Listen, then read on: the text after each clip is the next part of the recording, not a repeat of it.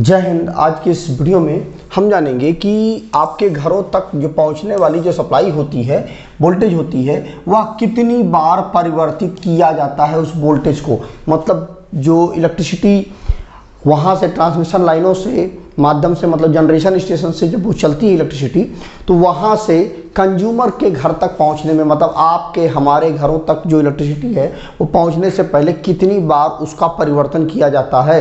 आज के इस वीडियो में हम लोग जानेंगे। ये मेरे पास कमेंट भी आया हुआ था। देखिए, जो इलेक्ट्रिसिटी है वह हमारे घरों तक इसी ट्रांसमिशन लाइनों के माध्यम से पहुँचाई जाती है। इस प्रकार से जो टावर होते हैं, आपने देखा होगा आपके घरों के आसपास या रोड पर आप चलते हुए देखे होंगे कि इस प्रकार से जो टावर होते हैं, बड़े बड़े टावर होते हैं, इनके माध्यम से जो ट्रांसमिशन लाइनें, इनको बोलते हैं ट्रांसमिशन लाइनें, ठीक है। अब इन्हीं के माध्यम से इलेक्ट्रिसिटी जो है वो हमारे घरों तक पहुंचाई जाती है। तो अब कितनी बार वोल्टेज का परिवर्तन किया जाता है, आइए उसको समझते हैं। वीडियो को अभी से शेयर कर दीजिए अपने दोस्तों के साथ। यदि उनको इस चीज़ के विषय में जानकारी नहीं है तो वो उनको जानकारी मिल जाएगी, क्योंकि यह एग्जाम में भी या इंटरव्यू में भी ये क्वेश्चन पूछा जा सकता है कि कितनी बार वोल्टेज को परिवर्तित किया जाता है। तो अगर वो इस वीडियो को देखे रहेंगे, उनको अच्छे से जानकारी रहेगी, तो वो अच्छे से समझा पाएंगे। तो आइए देखते हैं। ये सबसे पहले जो यह प्रक्रिया है वह 3 चरणों में पूरी की जाती है। जो सप्लाई हमारे घरों तक पहुंचती है उसमें सबसे पहला है उत्पादन की प्रक्रिया। अब उत्पादन में क्या होता है कि सबसे पहले जो इलेक्ट्रिसिटी है वह थोड़ा जो वोल्टेज होता है उसका, जितना ट्रांसमिशन लाइनों में ट्रांसमिट किया जाता है वोल्टेज, उससे कम वोल्टेज पर इलेक्ट्रिसिटी का उत्पादन किया जाता है। अब वो कितना होता है? आमतौर पर सबसे ज़्यादा 11 kV, मतलब 11,000 वोल्ट पर इलेक्ट्रिसिटी का उत्पादन किया जाता है, या 33,000 वोल्ट पर इलेक्ट्रिसिटी का उत्पादन किया जाता है। फिर उस इलेक्ट्रिसिटी को भेजा जाता है वहाँ से। फिर क्या करते हैं, जैसे देखिए ये हमारा जनरेशन स्टेशन है जहाँ पर इलेक्ट्रिसिटी का उत्पादन किया जाता है। जो हमारा मान लीजिए हाइड्रो पावर है, न्यूक्लियर पावर है या विंड पावर है, वो सभी इलेक्ट्रिसिटी जो भी वहाँ से पैदा होती है उसको इस प्रकार से जनरेशन स्टेशन से पैदा करने के बाद फिर हम क्या करते हैं, एक पावर ट्रांसफार्मर हम लगाते हैं जो कि क्या करता है, इलेक्ट्रिसिटी को स्टेप अप कर देता है। जो वोल्टेज होती है या 11 kV जो सप्लाई होती है ना, इसको वो स्टेप अप कर देता है। स्टेप अप मतलब बढ़ा देता है।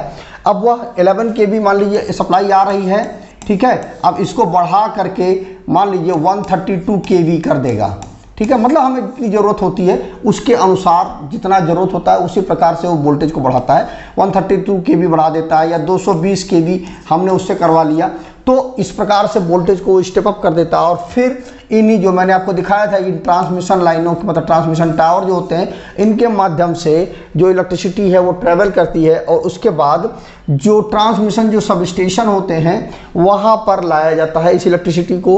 और फिर उनके माध्यम से फिर जो मतलब छोटे क्या होता है कि यहाँ पर क्या हुआ, 11 kV से जनरेशन हुआ। फिर इसको हम मान लीजिए 132 kV में हमने परिवर्तित कर दिया। उसके बाद अब यहाँ पर जब हम लाते हैं तो इस 132 kV को हम वोल्टेज का इसको डाउन कर देते हैं वोल्टेज को। फिर क्या करते हैं, मान लीजिए यहाँ पर हमने जो है 33 kV में चेंज कर दिया। 33 kV में हमने इस वोल्टेज को चेंज कर दिया। अब इस वोल्टेज को 33 kV को हम फिर से टावरों के माध्यम से, जो पोल होते हैं उनके माध्यम से, जो डिस्ट्रीब्यूशन सब स्टेशन, मतलब जो पावर हाउस होता है आपके घर के आसपास का, वहाँ पर इलेक्ट्रिसिटी पहुँचती है। कितनी वोल्टेज की? 33 kV के वोल्टेज की, ठीक है। आपने देखा होगा आपके घरों के आसपास जो पावर हाउस होता है वहाँ पर आपने देखा होगा 33 kV पावर हाउस लिखा हुआ होता है या 11 kV पावर हाउस होता है। तो यहाँ पर जो ट्रांसफार्मर लगे होते हैं ना, कहाँ पर, जो ट्रांसमिशन सब स्टेशन होते हैं वहाँ पर भी या 33 kV की जगह पर 11 kV भी किया जाता है, ठीक है।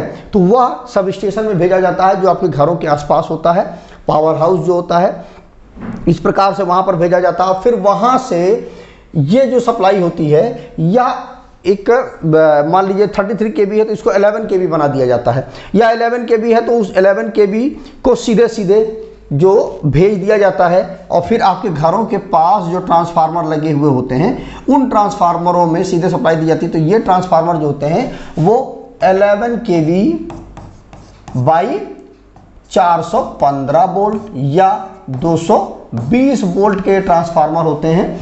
मतलब ये 415 वोल्ट बनाते हैं और फिर उनको हम 220 वोल्ट, मतलब सिंगल फेस ले लेते हैं। मतलब 220 में क्या होगा, फेस होगा और न्यूट्रल होगा, इस प्रकार से ले लेते हैं हम और अपने घरों में या फैक्ट्रियों में उपयोग करते हैं। तो इस प्रकार से इलेक्ट्रिसिटी जो है हमारे घरों तक, फैक्ट्रियों में भेजी जाती है। दूसरा होता है इसमें संचरण होता है, जो कि मैंने आपको बताया कि जो वोल्टेज होती है उसको स्टेप अप कर दिया जाता है 132 kV में। 7,65,000 वोल्ट में वोल्टेज को स्टेप अप कर दिया जाता है। किससे?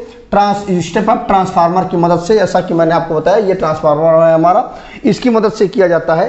अब बात आती है कि ये क्यों किया जाता है। इसका कई कारण होते हैं जो एनर्जी हमारा लॉस को बचाने के लिए। अब यदि आप जानना चाहते हैं कि इलेक्ट्रिसिटी को स्टेप अप क्यों किया जाता है, मतलब जो वोल्टेज होती है 11 kV की, उसको क्यों स्टेप अप किया जाता है, इससे क्या क्या कारण होते हैं, अगर हम ना करें तो इससे क्या लॉस होगा, तो कमेंट करिएगा, मैं उस पर वीडियो बना दूंगा। फिलहाल आप जानिए कि वोल्टेज को स्टेप अप कर दिया जाता है ट्रांसफार्मर को, क्योंकि लंबी दूरी तक आपको इलेक्ट्रिसिटी को ट्रांसमिट करना है। इसकी वजह से उस तरह सक्षम बनाने के लिए हम इसको जो वोल्टेज है उसको 11 kV से वोल्टेज को हाई वोल्टेज में हम चेंज करते हैं ट्रांसफार्मर, मतलब हाई स्टेप अप ट्रांसफार्मर की मदद से, और उनको बड़ी बड़ी ट्रांसमिशन लाइनों की मदद से हम दूरी तक, काफ़ी दूरी तक, मतलब हजारों हजार किलोमीटर तक उसको हम भेजते हैं इलेक्ट्रिसिटी को। और लास्ट में जो समय मैंने आपको बताया कि आपके घर के आसपास जो पावर हाउस होता है वहाँ पर स्टेप डाउन ट्रांसफार्मर लगा हुआ होता है, और फिर उस स्टेप डाउन ट्रांसफार्मर की मदद से जो वोल्टेज है उसको हम डोमेस्टिक यूज़ के लिए, मतलब 415 वोल्ट या 220 वोल्ट में चेंज करते हैं, और फिर उसको हम अपने आसपास जो भी उपकरण लगे हुए होते हैं उनके लिए हम इस सप्लाई का उपयोग करते हैं। तो इस प्रकार से हम कह सकते हैं कि कम से कम 2 बार इस चीज़ को चेंज किया जाता है। मतलब सबसे पहले क्या किया जाता है कि 11 kV की जो सप्लाई होती है हमारी, इसको सबसे पहले क्या करते हैं हम 132 kV में चेंज करते हैं। पहला स्टेप तो ये हो गया। फिर उसको ट्रांसमिट कर करके फिर हम जहाँ पर लेके आते हैं वह 132 kV की हमारा सप्लाई होती है। इसको ट्रांसमिशन सब स्टेशन की मदद से इसको हम 132 kV को 33 kV में चेंज करते हैं। दूसरा स्टेप ये हो गया। और फिर उसके बाद इसको सीधे सीधे हम पावर हाउस को दे देते हैं, जो डिस्ट्रीब्यूशन सब स्टेशन होता है। अब यहाँ से इस वोल्टेज को सीधा भेज दिया जाता है 33 kV को सीधे सीधे निकाल करके भेज दिया जाता है 11 kV करके, और आपके घर के आसपास जो ट्रांसफार्मर होता है वहाँ पर भेज दिया जाता है। तो मुख्यतः 2 प्रकार से चेंज किया जाता है। लेकिन यदि अगर आपने 33 kV में वोल्टेज को चेंज किया है तो आपको 3 चरण में इलेक्ट्रिसिटी का मतलब बदलाव होता है, और अगर सीधे सीधे इसको 11 kV बना दिया है तो 2 ही प्रकार से इसका परिवर्तन किया जाएगा। ठीक है, मतलब सबसे पहले 11 kV को 132 kV में चेंज किया गया, और फिर 132 kV को 33 kV में चेंज किया गया। उसके बाद फिर 33 kV को सीधे सीधे 11 kV में चेंज करने के बाद ट्रांसफार्मर की मदद से हम 415 वोल्ट बना लेते हैं। और अगर यहीं पर आपने सीधे सीधे 11 kV में चेंज कर दिया तो सीधे सीधे आप वहाँ से भेज करके 415 वोल्ट बना लेंगे। तो अगर 33 kV में हुआ तो 3 बार होगा, और 11 kV में चेंज कर दिया तो 2 बार होगा। तो इस प्रकार से हम इलेक्ट्रिसिटी का मतलब चेंजमेंट करते हैं, जो जनरेशन स्टेशन से लेकर के कंज्यूम करने तक। तो मुझे उम्मीद है कि यह चीज़ आपको समझ में आ गया होगा कि जो इलेक्ट्रिसिटी जहाँ से जनरेट होती है और जहाँ तक हम कंज्यूम करते हैं वो कितनी बार वोल्टेज का परिवर्तन किया जाता है। तो वीडियो अगर अच्छा लगा हो तो वीडियो को लाइक करिएगा, शेयर करिएगा अपने दोस्तों के साथ, जिससे उनको भी इसके विषय में जानकारी मिल पाए। और यदि आपको कुछ और कमेंट आपके मन में है, कुछ क्वेश्चन है जिसका जवाब आपको नहीं मिल पा रहा है, कमेंट करिएगा, क्योंकि यह क्वेश्चन भी मेरे पास कमेंट में ही पूछा गया था। तो कमेंट करिएगा, यदि आपका कमेंट अच्छा हुआ तो मैं उस पर वीडियो जरूर बनाऊंगा। तो आज की वीडियो बस इतना ही। जय हिंद।